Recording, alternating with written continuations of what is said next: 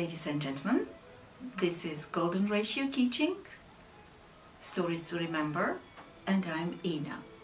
And remember, in the Golden Ratio Teaching, we have like a toolbox that we offer teachers. They can open the toolbox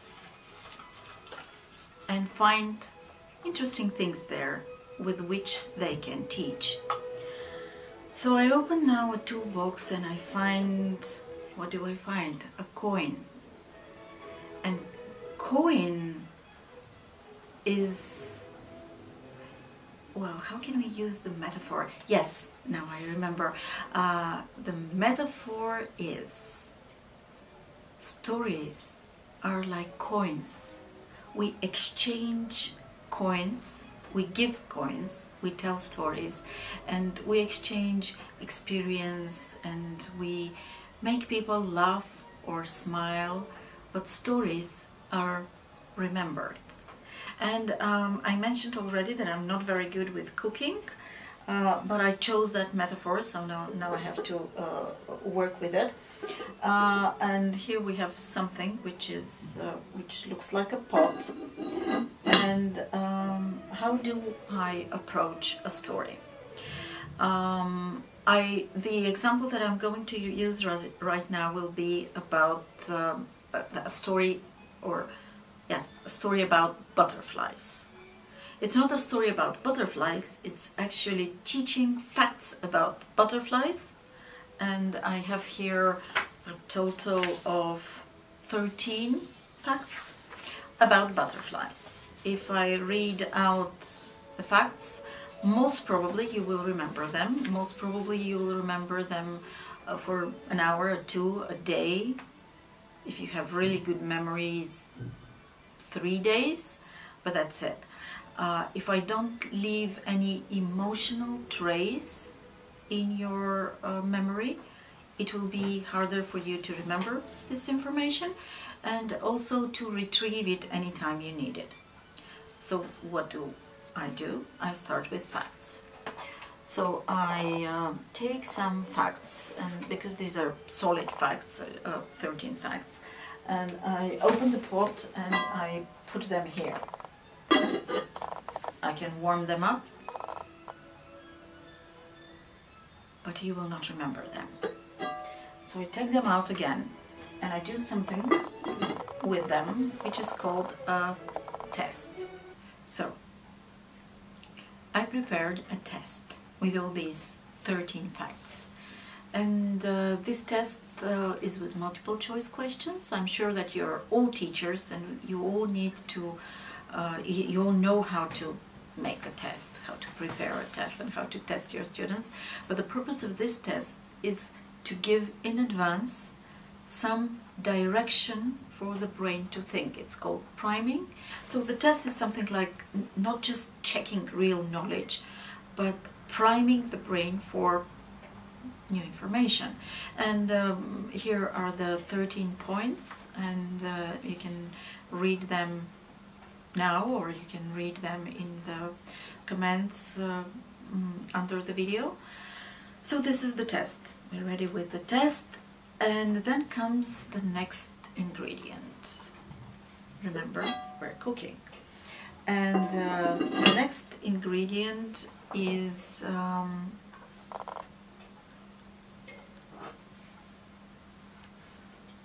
the introduction. And the test was also sort of an introduction because it was priming, but probably our students, they took the test a day ago or 3 days ago, so the brain is somehow prepared and it's started looking for this information, but the information is not there yet. So what I do is I prepare a very beautiful introduction.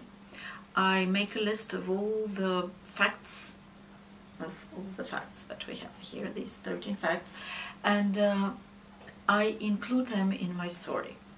I can include them in as many ways as I can think of, or as I can improvise. But I improvise about the, sorry, I put them here. so it will be easier for us. I improvise about the layout of the story. It should be a personal story. I can do some role play there.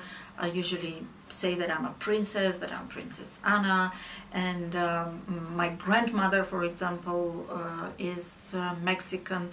I was even once dressed like Frida Kahlo, because there's some butterflies which fly from all the way from Canada to Mexico, and in Mexico they do incredible things there. And in order to use this story and these facts about the number of kilometers these butterflies fly, I said that my grandmother was Frida Kahlo, or at least someone who looks like Frida Kahlo, but my grandfather was from Canada, and my grandfather used to travel that distance all the time from Canada to Mexico. You see, we have the facts and we interpret them in some very, very creative way, and we present them. Usually when I do it, people are really perplexed, but you don't need to think of something very creative. You need to think of a story. It could be a personal story, any kind of story, and include these facts in your story, not in the same context. So if I have to introduce the number of, I don't know,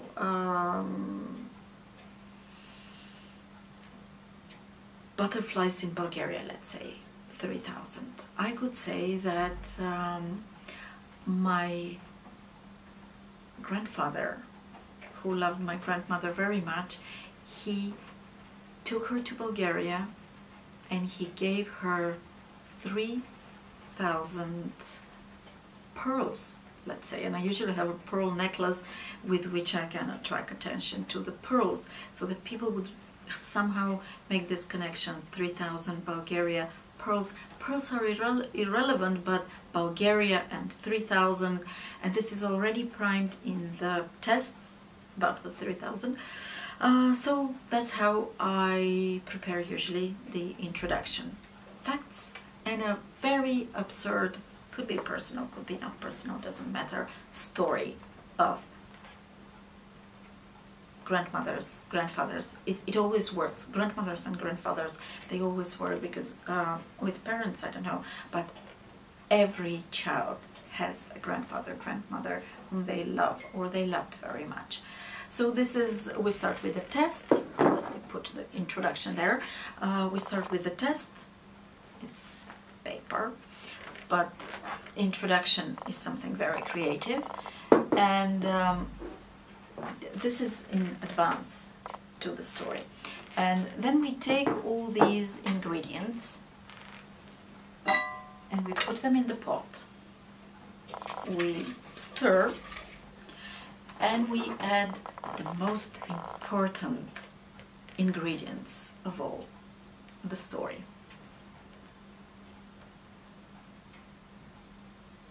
And it's sweet, and it is sour sometimes, and it is sometimes sad, sometimes funny, and can provoke giggles or tears.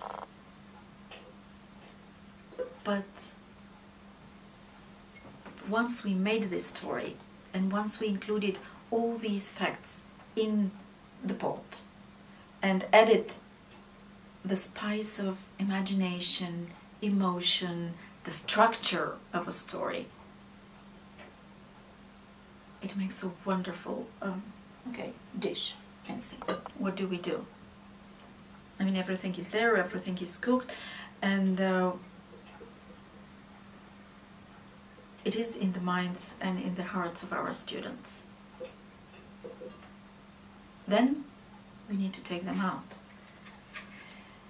Because, you know, impressive stories, they are remembered, but sometimes they are remembered just as stories.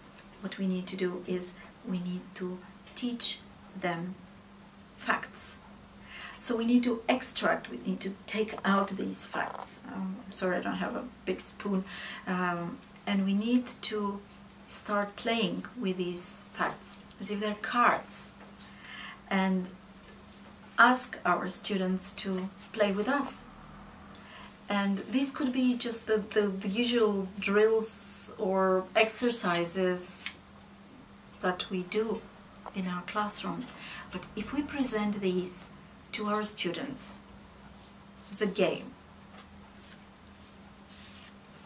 and if they can play with it, there's very big chance that with the priming, initial priming of the test, with the introduction, with the facts, we don't forget the facts, with the beautiful emotion, this is the most important thing of the story, these facts, and with the game, these facts will remain in your students' minds for months.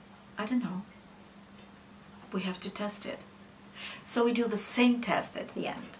It's pretty easy. Start with the test, do the introduction, you tell the story, yes. Then we play with the facts, because logic should also be included, and some ways to memorize these facts, not just through a story and beautiful emotions. And then you test the knowledge again. It works.